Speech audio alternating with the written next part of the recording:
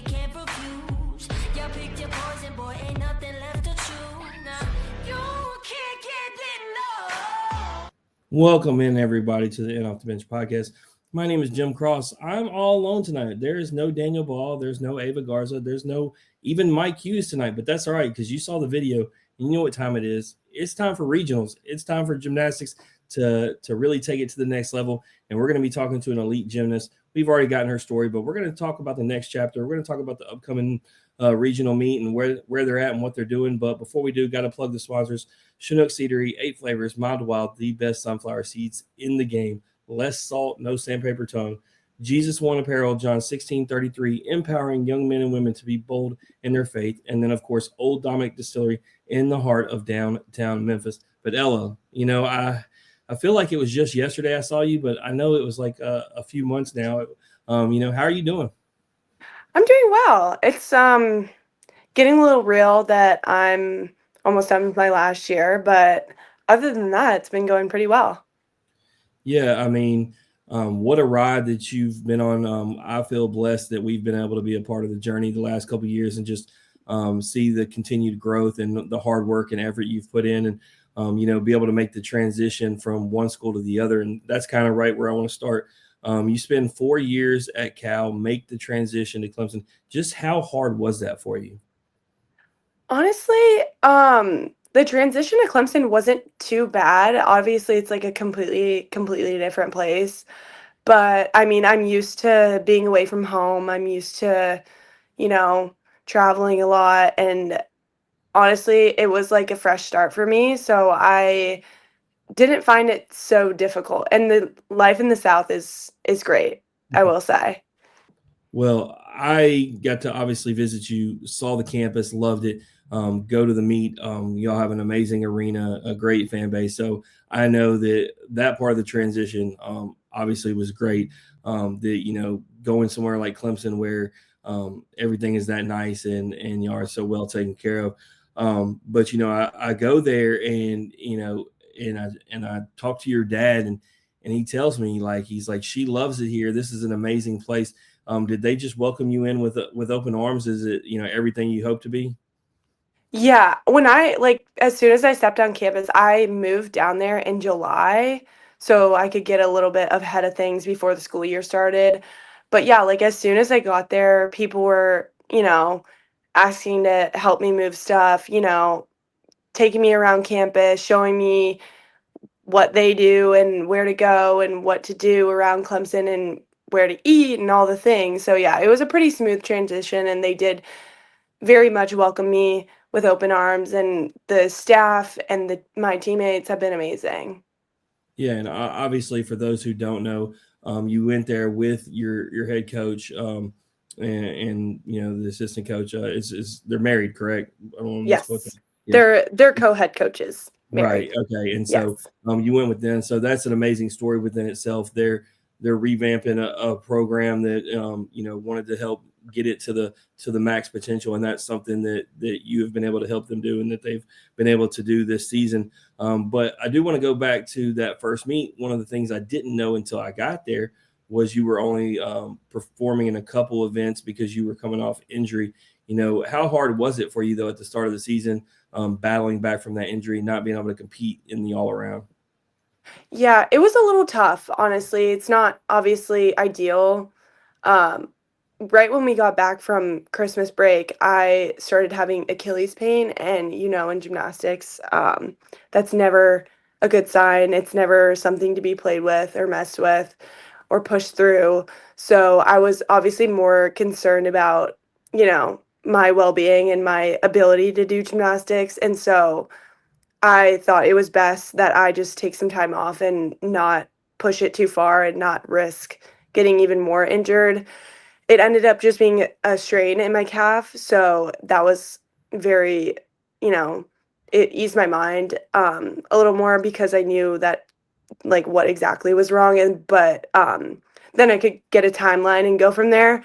So obviously it wasn't ideal to start out the year with an injury, but I ended up being okay and letting it heal, and now I'm back. So And it looks like they handled it well because you came back and competing stronger than ever. And, talking about stronger than ever, going back to your dad, he told me, he said, this team right now is not even close to where they're going to be. He's like, this is just the first meet. And he said, you were not the only one who was injured at the time. He said, so we're going to have girls come back from injury. There's going to be younger girls who are going to continue to get better. He said, just watch. This team is going to, mid-season, it's going to start to find themselves. And then he said, by the time we're getting around to the postseason, they're going to be clicking on all cylinders. And here you are. You win the ACC championship. So shout out to your dad. He obviously nailed it. But how was it for you to be a part of history and for y'all to win that ACC championship? It was so amazing. Like, I really couldn't have written a better story for my last year. We really didn't go into that weekend having many expectations. Like, we didn't come into that meet thinking we are going to win this meet. And we just kind of did what we know how to do, and everything kind of just fell into place. And it was just so rewarding to see all of the hard work that we've done all season long and all preseason long come together and finally show what we're capable of. So yeah, it was very, very fulfilling and rewarding, and it was just the best time. We literally are still not over it. Yeah, no, I love seeing the growth in the team from that first meet, and then just watching y'all go out there in that event against the other teams in the conference and put it on, and it all come together. And so, what perfect timing, obviously, as y'all transition to competing in regionals. But I do want to ask, before we talk about that, Beam, you getting career highs, you being a model of consistency, being on that anchor, like, just talk about that growth that you had in that, and, how you were able to gain that confidence, because, talk to many gymnasts on here. Beam is most times their least favorite. A lot of times, even if it is their favorite, they definitely don't like the anchor spot. But here you are in your 5th year, like doing it better than ever. Yeah, it was quite a transition for me this year, because last year I was first on beam. And so I was so used to just getting up and getting on the beam, getting it over with, and not having to think about it and not having to watch everybody before me. So it was a big transition, and obviously, like, nobody's favorite event is beam. And if it is, like, I don't want to speak for you, but I personally could say it's not my favorite event, and it's very, very nerve-wracking. We've only had one guest to date that said that, and I told them that they were psycho. Like, I had no other word for it. I was like, we've interviewed like 50 gymnasts, and you're the only one that actually would say that. Yeah, but I mean, it's been kind of cool, like, learning something new and being at the back of that lineup, and like figuring out how to do that and being able to do both, and being at the beginning of the lineup or the end of the lineup. I think it's um very different, but also if you don't really think about it too much, it doesn't change anything. Like, your job never changes when versus like going first versus going last. Like, your job doesn't change. You have to do your best beam routine on that day. So that's how I try to think about it for the most part, because like either way I'm trying to do my best beam routine. Yeah, and you've been solid for the team. Like I said, I absolutely love to see that growth in you, even in your 5th year. So let's talk about it. Y'all are in Baton Rouge now for the regionals. What's the vibe of the team?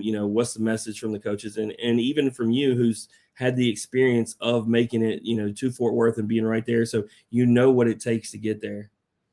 Yeah, I think that we're just trying to go out there and do what we know how to do and do our normal. Our coaches have been telling us for the past few weeks that our average is good enough. And what we do every single day in the gym is good enough. You don't have to do more, you don't have to do less at the meet. Like, all you need to do is your average gymnastics, which is obviously better than average, of course. But yeah, that's kind of been the message, and trying to be, joyful and keeping that by our side, because like whenever we're having fun, that's when we do our best. Obviously, when you're in the corner all nervous, you don't really do too well typically.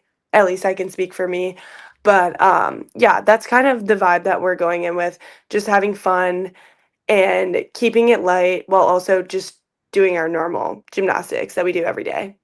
Yeah, absolutely. I mean, it is a sport that is different than others. If you are not having fun, you're completely doing it wrong. And it's one of the reasons I love it. I love watching the energy y'all have when your teammates are going, the excitement that you have, whether they do well, whether you do well. It's just something you don't see in other sports, that same camaraderie that y'all have. And so I know y'all are super excited to get out there. Obviously, a difficult field, right? No matter where you would ended up, is Yeah. difficult. But I looked at it. I've been watching this all year, and there's absolutely no reason why, because you assume LSU, they've been pretty lights out. They'll be one, but that second spot is open. And I look at the other teams, and there's no reason why. I look at it and say, hey, Clemson can't beat any one of those and head to Fort Worth. So excited to see. But I do still have to ask this question. This isn't one, as you know, you've done this show with me before.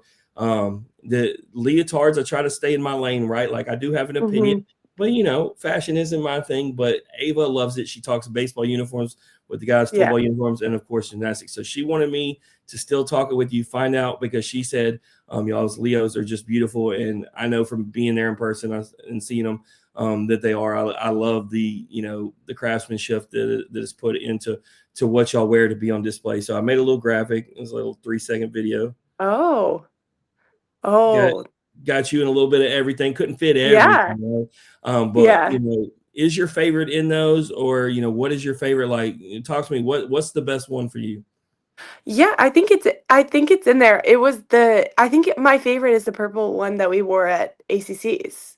Okay, So I so I think know I saw it exactly in what you're there. talking about. Yeah. And the And reason I know is when I made that highlight video, it's the one that I made at the end where it's blown up and you stick the landing off the beam. So I know which one yeah. you're talking about. Yeah. But yeah, I would have to say that purple one that we wore at ACC's is one of my favorites. And then we had that white and orange one with the palmetto tree on the back also, um, which I loved because it was very different. Because we've worn a lot of purple this season because it's hard to do orange. It is Mhm. hard to do orange correctly. And so I think when you can do orange right, it's very pretty. Yeah. Well, I know Auburn, I saw them in person, and they had some really nice orange and white ones they wore. And so, like I Mhm. said, I don't pretend to know what like the best of the best is, but I can look at something and say, hey, that was well done. It looks really good. Color wise, obviously, as somebody who's an LSU guy, I'll never have a problem with purple. So y'all can wear purple, but I'll be honest with you. I've been rooting for you for a long time. We only got Emily Ennis as a guest on LSU, so I was going to say it to Ava or Daniel if they're on here, but for this time, I'm putting my allegiance with Clemson in the Baton Rouge regional. Like Oh, I've wow. learned nothing but the best from you.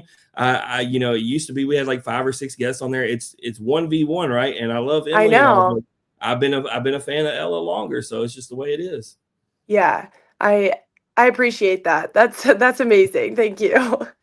But before I let you off here, we always like to play a quick game. You've played this or that before. We've been doing blind rankings with guests, and so Okay. obviously we're going to do gymnastics. I'm going to give you 7 gymnasts that have been on this show. So I told you, we've had 49 to be exact. So 7 of the 49, you don't know which ones they are. You don't know which order they are coming on, but you're going to try to rank them the best you possibly can without knowing who's coming, what order Okay. best to worst. So, and I Okay. will say this, like when we do these, like it's no shade to anybody on there. It's all in fun. And so, if anybody does, we've never had anybody get upset about it, but if you do and you Okay. end up number 7 on the list, hey, all 7 are elite. It just kind of, it is what it is. But Yeah. we're going to start active gymnasts right now. Faith Okay. Torres from Oklahoma. Where would she go 1 through 7? Ooh. I mean, obviously I'm biased because we were teammates but she's also really, really so amazing at gymnastics. I'm gonna go 2. I'm gonna go Okay. 2 Yeah. This in year case was there's like a pretty Kaylin impressive. Chio. Yeah, no. We haven't had her on. No. It's pretty impressive how deep that Oklahoma team is, right? Because she started the season injured, as I'm sure you know, and Mhm. they were able to plug in. And she only did one event in that first one, and they started doing so well that she didn't even have to compete in the all around. And, Right. what a luxury when you're so deep that you're best gymnast on your team. Hey, you know what? You can just do 2 events. We don't even need you for all 4. So I it's know. crazy the depth Oklahoma has. Yeah, I'm missing her on floor though. I really am. Yeah, no, that floor lineup last year was absolutely stacked. Yeah. Speaking of floor, you got a former SEC, or no, actually, she was the floor national champion in 2024, Aaliyah Finnegan. Oh, I think I'm gonna have to go number 1. She's Oh, iconic. I don't know. There's a couple iconic ones on here. So now we're gonna go ex Oh no. teammate, and I was actually thinking she may take the number 1 spot just because y'all are teammates. But Maya Oh, Lauzon. I knew you were about to say that. Well, I'm gonna have to go number 3 then because she's number 1 in my heart and she knows that. So All right, so right now we're just in order. We got 1, 2, 3, 4, 5, 6, 7s open. I feel like you would have put them all at 1 if you could. That I just I hits would. my I would. personality. I'm such a gymnastics fan and I watch everybody and everything all the time. So I'm like, this is really hard. All right, Shay Campbell, Ooh, she's also so good. and I know Oh you my can gosh. appreciate her because she's a taller gymnast. Yeah. Oh, I guess I'll go 5 He said, "I'm not because going to put 4. I'm leaving that open because I know somebody's there." All right, Gabby Gladio. this is really tough. I don't. It tells me you haven't been paying attention to my posts and showing who all's been on the show. It's okay though. Ah, they're all like so iconic. Hmm. I guess I'll go 6. I'm saving the 4 spot for somebody. I know something good is coming Oh at the yeah, end. it's coming. All right, Kaya Johnson, and let me just say, this is the only one that I have rooted for harder than I have for you. She was our very first gymnast we had on. We ended up going. She invited us to our first gymnastics meet, gave us the tour and everything.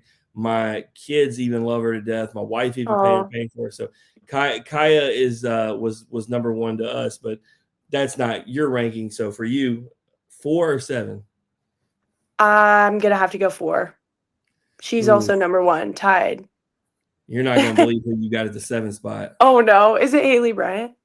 No, it's better than No. that. It's Jordan Bowers. Oh no. Oh Look, you can't go no. wrong on this list. That's why I said I made sure to preface it and say, can't get upset. We did the baseball game last week, and the Yeah. guest got caught up in the best player on the list. He had dead last because you want to play it safe, but like you said, you're a fan of these other people, but I'm a fan of can't go wrong. everybody, really. I am. And I think that's what it's all about. So let me ask you this: like, do you ever, if you get the opportunity, do you go back and watch any meets of like teams? Like, so you're competing on a Friday night, you don't get to see it, but 2 teams are competing. Do you ever go back and watch meets like that? Oh yeah, all the time. Yeah. I am like some people hate it, some people love it. I love watching gymnastics. I it really is just it's also like I think beneficial to watch because then you can like see how people do things or like see how they do their skills and like, and be like, "Oh, I should try this," Like I Mhm. think about it that way and I also just love watching gymnastics. I really do. Yeah, no, and I'm telling you, this is our 6-year anniversary is this week of this show, and Oh, I remember when we congrats. got. Thank you, and I remember when we got started. Like I never had watched gymnastics in my life. I never could have known, but as I told you when we had you on the first time, Daniel has me watch at his house. His wife's a gymnast.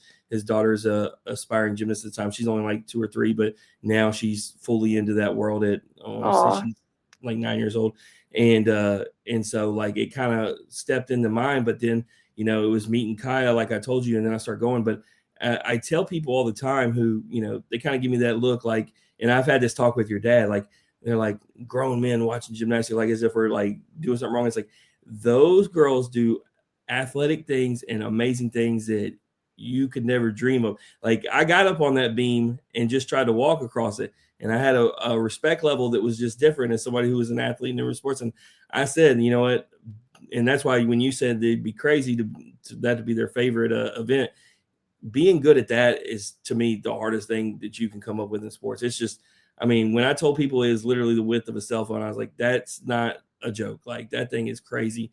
And then on the Yeah. bars, I got on the bars and swung on them, and I actually was naive, Ella. I thought like you just get on there and swing on them like regular monkey Yeah. bars at the playground. Yeah, no, I found out everything I'll do, even walking on the what I thought was the floor. Right, you find out it's Mhm. got the bounce to it, and it's like everything about what I learned when Kaya showed me. I was like, what y'all do, the degree of difficulty is amazing. And so when I go in person and see that difficulty, and then on top of that, we've gotten y'all stories and get to know y'all, it just hits different. But I mean, it's a lot of times it doesn't even have to be guests. Like when I went and saw you, how could I not watch Bree Clark and her floor routine and think, wow, I mean, what am I watching? Like the athleticism is just off the charts.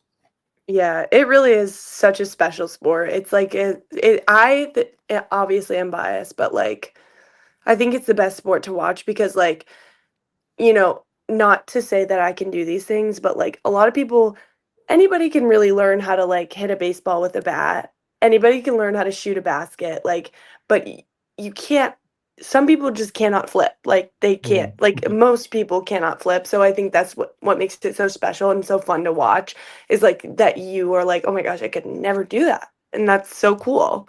Mhm.